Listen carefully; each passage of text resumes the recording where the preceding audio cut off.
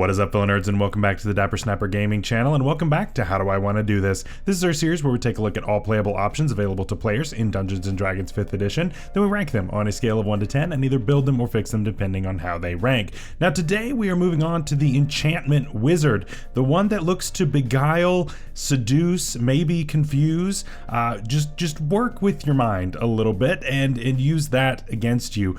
But is it better than the other subclasses out there? We will find that out today. But before we do, make sure to leave a like on the video and subscribe if you haven't already. We are on our way to 5,000 subscribers, and I would love to get there by the end of this year. We are a little behind schedule, but it's still possible, so please help me out with getting there. Share the video with your friends, click the bell so you're notified when new videos are uploaded as well. It all really helps out. So this is a really interesting subclass, right? The enchantment spells typically are catty-cornered to things that charm, right? You have your charm monster, your charm person, right? However, there's a lot more to it than that. There is the hypnotism type of thing, certainly, but there is also the hold monster aspect, right? There's a lot of really interesting ways that this can be used. But is it more effective than others that we've talked about that are 10 out of 10s? We'll have to find that out today, after a word from our sponsor. If you are looking for a great gift this upcoming Christmas season, then the Wandering Tavern by Homie and the Dude is the perfect one for the TTRPG lover. This system agnostic setting features 15 floors and 23 unique locations for you to explore on a massive airship. Interact with the various factions to learn all of the mysteries held within this vessel. Learn recipes for unique benefits and even compete in a bake-off. If you like the work of Studio Ghibli, then this is absolutely the one for you. Learn more with the link below and use code DAPPER10 to receive 10% off at checkout. And of course, by doing so, you will be supporting my channel. Thank you again to Homie and the Dude for supporting the channel, and let's get back to the video. Starting at level 2, we get a couple of features, and the first is Enchantment Savant. We've talked about this with all of the OG wizards, but you basically get to copy spells into your book that are enchantment spells for half the money and half the time. We're not going to rank it, but it is something that you get. Really, really cool. Definitely a great thing to have. But more importantly, what we get here is Hypnotic Gaze. This is a very interesting ability that you just have to see it to really understand what it's doing, because it's very unique. So with this, you can actually walk up to a creature. You have to be within 5 feet of that creature, and the target has to be able to either see or hear you. Then you can force it to make a wisdom saving throw against your spell save DC, or it is charmed by you if it fails. The charmed creature now has no speed, and it is considered to be incapacitated. It can't do anything. It's just standing there in a daze. On subsequent turns, you can use your action to just keep that up and keep that creature doing that, and there is no limit to how long this can go. It will end if you do step more than 5 feet away from it, or if the creature is damaged during that time, or if it can no longer see or hear you. And once that effect ends, or if the creature does actually pass the saving throw, then you cannot use this feature on that creature again until you finish a long rest. This is a very interesting feature, and so there are obviously some interesting limitations, but there are also some very nice underlying strengths to this that really need to be highlighted. So to me, when I first read this, I was like, okay, this isn't really that great, right? I have to use my action, I have to be within 5 feet of the target, which could be dangerous, right?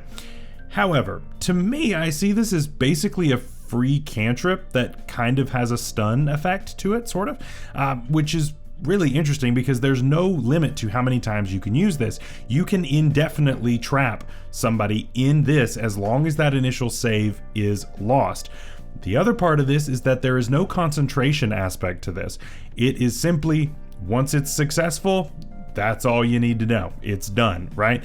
That's really cool, and that makes this a lot more powerful than what it seems. So to me, this means I can walk up to somebody important and make sure that I'm ready to go, get up there and try to hit this. If they fail that saving throw, that creature is out of the fight. And you could have also, hasted your barbarian before you did this.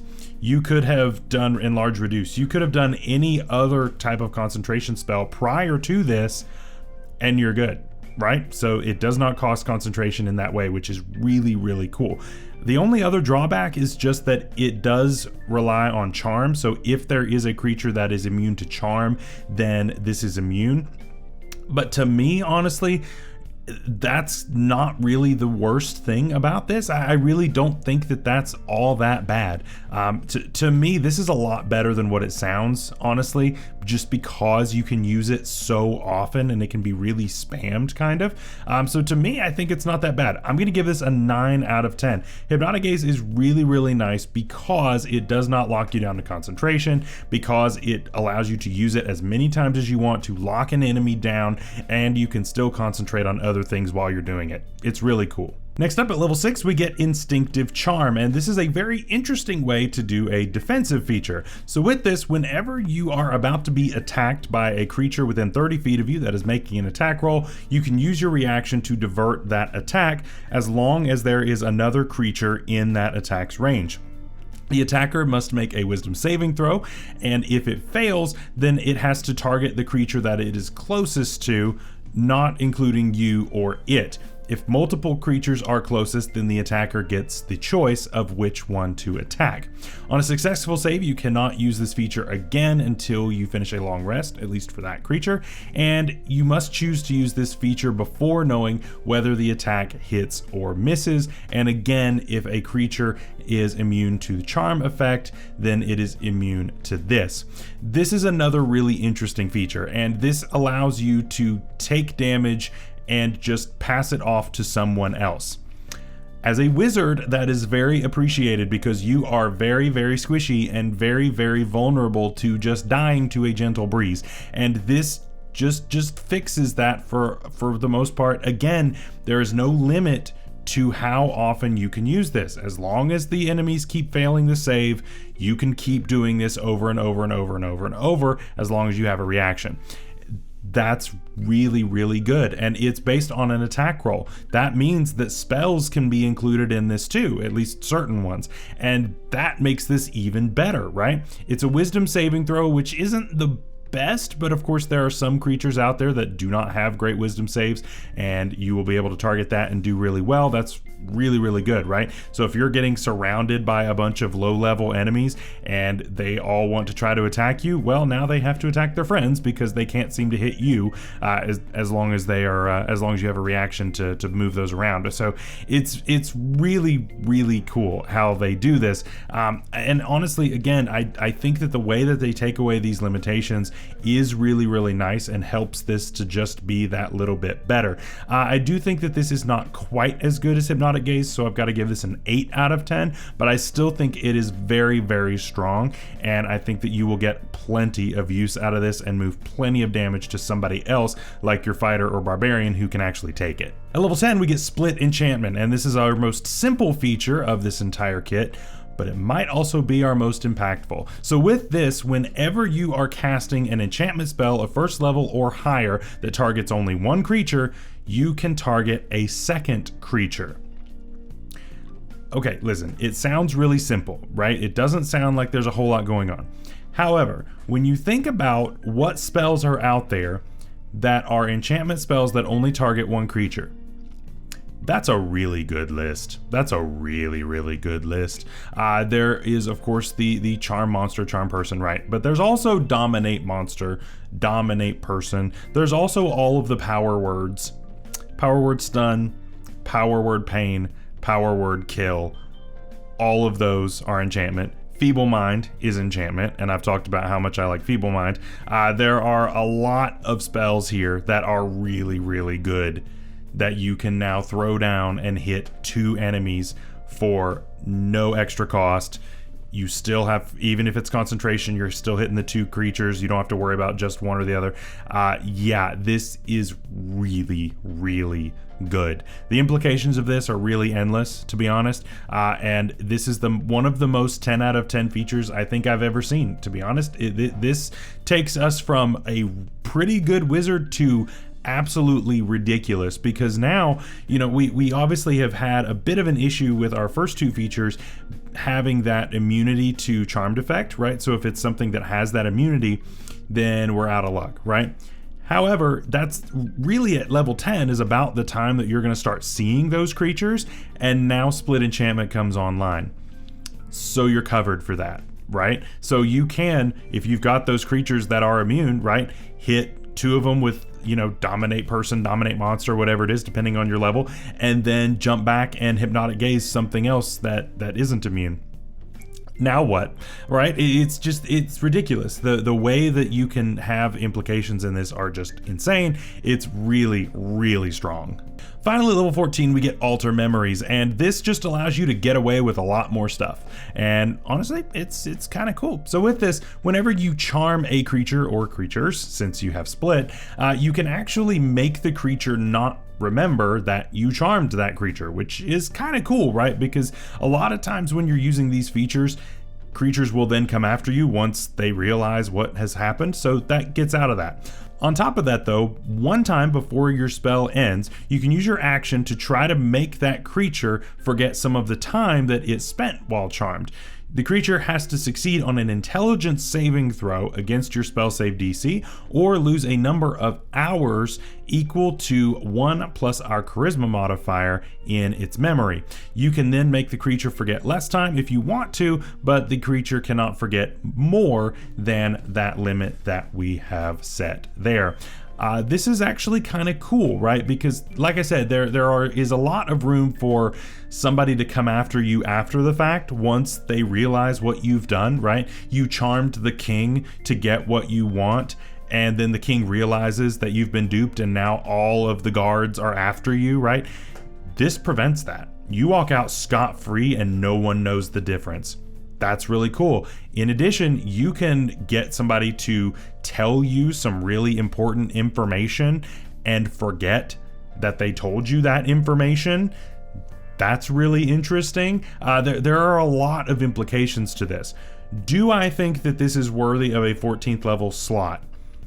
Not really, to be honest with you. I think that something like this is really, really late, and I don't know that it is something that I'm really a huge fan of. I'll give it a 7 out of 10. I don't think it's bad, but I do think that it definitely comes late, and it could probably be just a little bit better for being a 14th level feature, but overall, it's not too bad. So what do we think of the Enchantment Wizard? This one is kind of wild, right? So even though each individual feature may not be a 10 out of 10, I think when you look at this as a cohesive unit, you find something very, very special. With Hypnotic Gaze and how it works with Split Enchantment, I think those combined gives you some really, really gnarly combos of being able to take 2 enemies and either dominate or charm or whatever it happens to be, hold, right? You can do all of that and then walk over and Hypnotic Gaze a third. That makes you honestly one of the most effective battlefield controllers in Dungeons and Dragons. I really don't see a much more effective way that you can be a controller than just getting all of this stuff, right? And honestly, Hypnotic Gaze, like I said, it works a lot like a cantrip does, just because a lot of those limitations are gone. As long as you get that initial save through, that creature can do absolutely nothing. And if you're also concentrating on a hold person or hold monster, dominate person, dominate monster, whatever it happens to be, then you've got 3 creatures locked down. That's incredible. That's absolutely incredible. So that's really good. Instinctive Charm, again, helps to keep you safe, which again is really good. Just be careful with the combination of Hypnotic Gaze and Instinctive Charm. If the creature that you are using your Hypnotic Gaze on becomes the target of the Instinctive Charm attack, then you have a bit of an issue because that'll knock it out of that. So just be careful with that. But honestly, that's still not the worst drawback out there. And then Alter Memories, honestly, is probably my least favorite of all of these features, but it's still not bad. Like I said, I think it's not a matter of whether it's game saving or not, but I do think that it will get you out of a lot of sticky situations and let you skip some confrontations that you would have had to deal with otherwise, which honestly is not the worst thing out there. When you look at this as a cohesive unit, this is a very strong subclass. very strong. And honestly, I think that it can stand up to some of, if not the best of the wizards that are out there when you combine everything. And for that reason, I've got to give this a 10 out of 10. I think this is incredibly solid. I think that because you are so effective at battlefield control, and no other wizard and really no other class can do this, right? You look at the sorcerer that tries to twin spell, right? You aren't having to spend any extra resources to twin. Of course, with the sorcerer of course is having to blow sorcery points. You say, yeah, no, it's free. That makes a huge difference, right? That makes a massive difference because you're not going through a limited resource. That makes you better in that way when it comes to twinning enchantment spells. So again, in every single way that this wants to be an enchanter, it shines and it outperforms others that try to do the same thing, which is really just the mark of a really good subclass. So that's our ranking for today. Let me know what you thought down below. Starting later this week, we're going to be building one of these together, which is really awesome. And then we're getting close to the halfway point on Wizard, which is really exciting. Once we get through Wizard, of course, we're going to move on to all new 2024 stuff, which is really exciting. And I'm looking forward to that shift as well. Again, subscribe if you haven't already so we can make our goal of 5,000 by the end of this year. And until next time, stay safe out there, stay healthy. We'll see you later. Bye-bye.